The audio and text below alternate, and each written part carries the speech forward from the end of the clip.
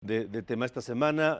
Coneval dio a conocer su estudio sobre la pobreza en México. 10 años, estudió de 2008 a 2018. Y las cifras, pues para entenderlas un poco más, es decir, conclusión, hay menos pobres extremos, pero más pobres.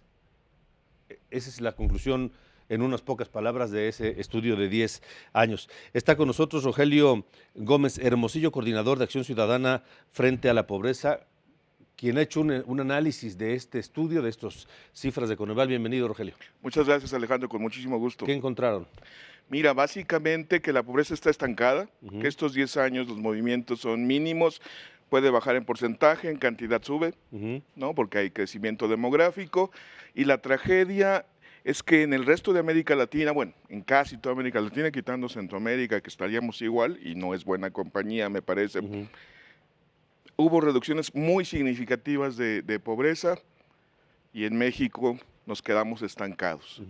Y también vimos que no es solo que no haya crecimiento económico, por supuesto no hay el crecimiento económico que queremos y evidentemente hay que resolver ese asunto, pero la economía en estos 10 años creció 25%, las exportaciones 55%, andamos en el orden ya de 500,000 millones de dólares cada año y tenemos la pobreza estancada, entonces por ahí no va. El asunto entonces es, ¿qué es? Y cuando uno ve las cifras de Coneval, porque Coneval te da la pobreza extrema, pero también se miden otras variables, los componentes, digamos, qué crea, digamos, básicamente con una medición que es muy interesante porque es continua, porque ¿no? Se puede comparar, y siempre han estado arriba la carencia por seguridad social, que ahorita anda en 57%, 71 millones de personas, y la pobreza por ingresos, la gente que no tiene ingresos suficiente para adquirir la canasta básica, que ahorita anda en 49%, por cierto, igualita que hace 10 años, 49%, nada más que hoy son 61 millones de personas. Esas dos, tú ves, si graficas todas las carencias, esas dos están ahí arriba, parejitas, como electrocardiograma, flat, muerto, y abajo sí, se cae salud, las otras están ahí abajo, se mueven poquito, no tampoco es que se mueva mucho, pero el peso, lo que quiero decir, ¿dónde está la fuerza? Carencia de seguridad social, ingreso insuficiente para lo básico. Y eso, Alejandro, nos lleva a una discusión muy interesante. ¿Cómo se consigue en México seguridad social e ingreso suficiente? Con el trabajo. Con empleo, sí. La discusión entonces se vuelve, ¿cómo hacemos para que el trabajo sea la forma de salir de la pobreza y no la causa de la pobreza? Porque es una gran contradicción trabajar y ser pobre. Va a sonar a frase de campaña, pero ¿cómo hacemos para tener más y mejor empleo? Exactamente, ¿No? ¿cómo hacemos para tener trabajo digno, con ingreso suficiente y con seguridad social? Porque ahí estaría la raíz, porque mucha gente, siempre que salen las cifras de Coneval, todos los años ha habido y todavía pasa ahora, mucha gente dice, es la prueba de que los programas sociales no funcionan, ya ven todo lo que gastamos en desarrollo social y miren, no se mueve, la pobreza está estancada. Y no voy a decir que la política social está bien, los programas sociales funcionan muy bien, hay de todo, los podríamos analizar, pero por más que le movamos a los programas sociales, la vía frente a la pobreza, mientras esas dos sean las principales determinantes, tiene que ver con el mundo del trabajo, tiene raíz económica. Entonces hay que entrarle a ese asunto, trabajo digno. Pero a ver, me llama la atención el comparativo de estos datos que nos das. Por un lado, el problema es que hay el dato de gente que no le alcanza para sus necesidades básicas. Muy básicas. Sigue igual. Y tampoco tiene seguridad social, sigue igual. Pero hay más, 25% de crecimiento económico en 10 años no es para nada malo. No está mal, ¿no? Promedio 2.5 al año, digo, no es maravilloso, no, pero bueno, pero 25% en 10 años, eso por un lado. Y las exportaciones, entonces, ¿por qué? Impresionante, 55% más en 10 años. Bueno, entonces, ¿por qué si las exportaciones han crecido así y la economía, digamos, pues también ha crecido, esos dos indicadores no se mueven? Pues porque no cualquier crecimiento económico reduce pobreza. Estamos rompiendo mitos, ese es nuestro punto. Es que hay tanta pobreza porque no crecemos. No, podemos crecer relativamente poco, pero nos va a todo y no reduce pobreza. Entonces, y la otra es, porque los programas sociales no funcionan. Pues no funcionan muchos programas sociales. Gastamos mucho dinero más en asuntos electoreros que en realmente solucionar problemas de la gente, pero los programas sociales se destinan a proteger derechos, O sea, pueden ayudar a que la gente ejerza su derecho a la educación, que los niños y jóvenes sigan en la escuela, que la gente tenga salud. Pero el tema del ingreso no se resuelve con las transferencias, puede ayudar.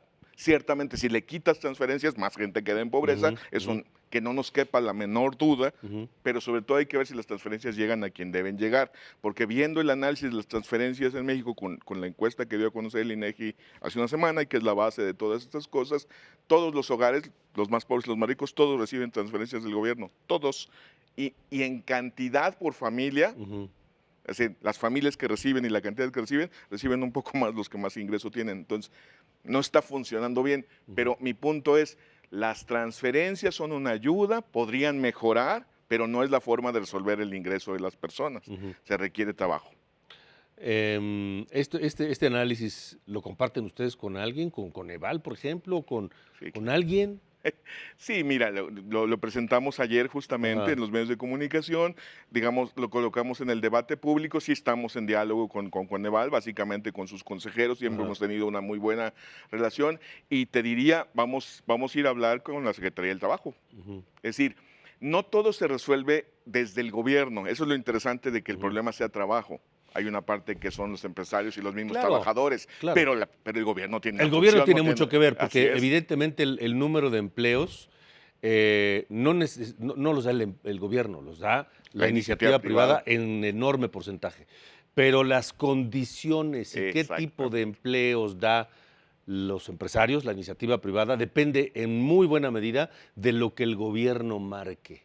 Y de la política laboral y cómo se aplica, porque mira, el tema de que haya personas que tienen trabajo y no tengan seguridad social, siempre se ha dicho, es que es la gente que trabaja por su cuenta, los señores que están aquí vendiendo tacos en la esquina, pues no se afilian al IMSS, y de acuerdo, ciertamente toda la gente que trabaja por su cuenta y en negocios familiares y cosas no se afilia al IMSS, esa es una parte del problema, pero hay otra, que también la hemos analizado en el Observatorio de Trabajo Digno de Frente a la Pobreza, donde hay el 40% de trabajadores que sí tienen empleo, que sí alguien les dio del trabajo y les paga salario, o sea, no es un negocio familiar, es alguien que los contrató, una empresa, y de todos los tamaños, todavía tenemos que llegar a ver cómo es el peso de eso, 40% trabajan sin seguridad social, lo cual es una violación de la ley. Pero ya es un sistema generalizado, o sea, ya hay un esquema de cómo hacerle para que sea legal o ilegal, para que se pueda que trabajes con alguien que te contrató, pero no te afilia a la seguridad social. Entonces, mientras no le entremos esos temas que son de política laboral, pues entonces va a seguir estando la carencia ahí arriba. Exactamente, eso es lo que decía, el gobierno tiene que crear las condiciones para incentivar a las empresas a que den seguridad social, para que paguen mejor, para que haya prestaciones, etcétera, ¿no? Claro, o sea, el gobierno fija una parte de la política salarial, otra la fija el mercado, pero la base de la política salarial se fijó durante muchos años poniendo el mínimo totalmente a la baja y que violara la Constitución. Por eso nosotros hemos dicho, hay que llevar al mínimo a lo que dice la Constitución para que sea la referencia, el piso y el umbral que no se puede pasar, y eso va a ayudar sobre todo a que la gente de trabajos menos calificados pues tenga mejor ingreso.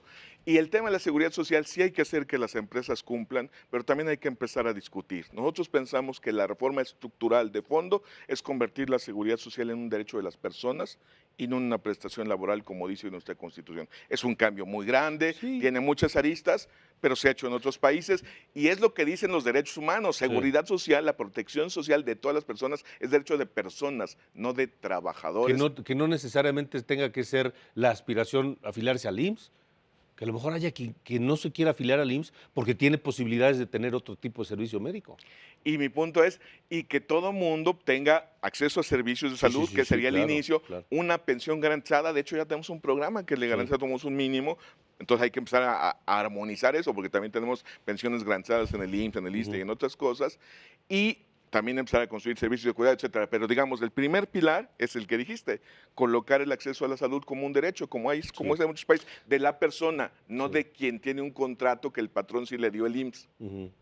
Pues Rogelio, qué interesante, habrá que seguir estudiando y manteniendo la atención en estos puntos. Esa es nuestra tarea en Frente a la Pobreza. Quien quiera ver nuestros análisis en frentealapobreza.mx o estamos en las redes sociales, Acción Ciudadana Frente a la Pobreza en Facebook y Frente a Pobreza en Twitter. Y sí, queremos con mucho gusto seguir platicando todo esto. Gracias, Rogelio.